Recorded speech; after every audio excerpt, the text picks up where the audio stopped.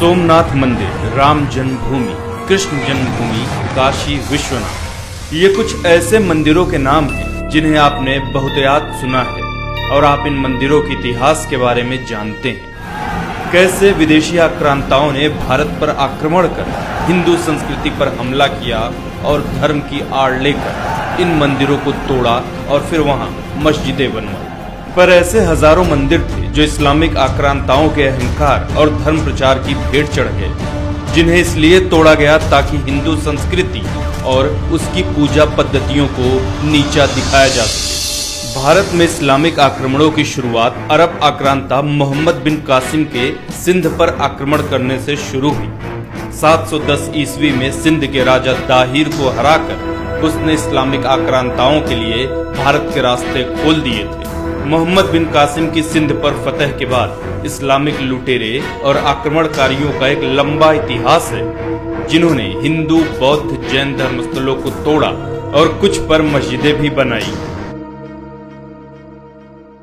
महमूद गजनी के सोमनाथ पर हमला कर पवित्र ज्योतिर्लिंग को तोड़ने का इतिहास हम सब जानते हैं। कहा जाता है कि महमूद सिर्फ धन दौलत लूटने हिंदुस्तान आया था, पर अगर उसका उद्देश्य सिर्फ लूटपाट होता तो पुजारियों के आग्रह के बावजूद ज्योतिर्लिंग को नहीं तोड़ता। महमूद गजनी के बाद दिल्ली सल्तनत का इतिहास पवित्र हिंदू मंदिरों को तोड़कर उन पर मस्जिदें बनवाने को लेकर भरा पड़ा है। कुतुबुद्दीन ऐबक ने दिल्ली की पहली मस्जिद कुव्वत अल इस्लाम का निर्माण 27 मंदिरों को तोड़कर उनकी सामग्री से करवाया। कुतुब मीनार पर मौजूद शिलालेख में इसका जिक्र साफ साफ किया गया है। सन 1290 से 1320 तक खिलजी वंश का शासन हुआ। अलाउद्दीन खिलजी के सेनापति मलिक काफूर ने दक्षिण भारत के होयसला राज्य पर आक्रमण कर वहां के सभी मंदिरों को तोड़ डाला। सन 1335 से 1378 के बीच मदुरै सल्तनत के सुल्तान गयासुद्दीन मोहम्मद दंगहिनी के अत्याचारों का वर्णन मोरक्की यात्री इब्ने बतूता ने किया, जिसमें उसने बताया कि सुल्तान कैसे मंदिरों को तोड़ता और हिंदू पुजारियों को भालों पर लटकाकर मरने के लिए छोड़ देता। सन 1321 से 1394 के बीच फिरोज शाह तुगलक ने पुरी के जगन्नाथ मंदिर और कांगड़ा देवी मंदिर को नुकसान पहुंचाया। खुद अपनी आत्मकथा तारीख फिरोज शाही में उसने स्वीकार किया कि कैसे उसने पुजारियों पर अत्याचार किए और उन्हें अपने महल के दरवाजे पर मार कर लटका डाला। दिल्ली सल्तनत के राज के बाद भारत पर तैमूर का आक्रमण हुआ, जिसकी बर्बरता के किस्से मशहूर हैं।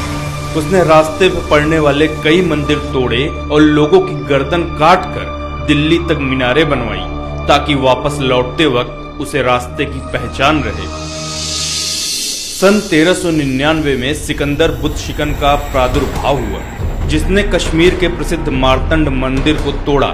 कहा जाता है कि ललितादित्य द्वारा बनवाया गया मार्तंड सूर्य मंदिर इतना विशाल था कि इसे तोड़ने में पूरा 1 साल लग गया। इसी के शासनकाल में कश्मीर में लोगों का बड़े पैमाने पर धर्मांतरण हुआ। सन 1451 से शुरू हुए लोधी वंश में भी मंदिरों को तोड़ने का काम बदस्तूर जारी रहा। तारीख-ए-दाऊदी के अनुसार सिकंदर लोधी के शासनकाल में मथुरा के सभी तीर्थों को तोड़ दिया गया। पूरे मथुरा क्षेत्र में कोई अपना सर नहीं मुड़ा सकता था और दाढ़ी नहीं कटा सकता था। मुगल काल में राम जन्मभूमि विध्वंस से शुरू हुई मंदिरों को तोड़ने की प्रथा मुगल काल के हर शासक के वक्त में जारी रही। इतिहासकार निजामुद्दीन अहमद तबकात-ए-अकबरी में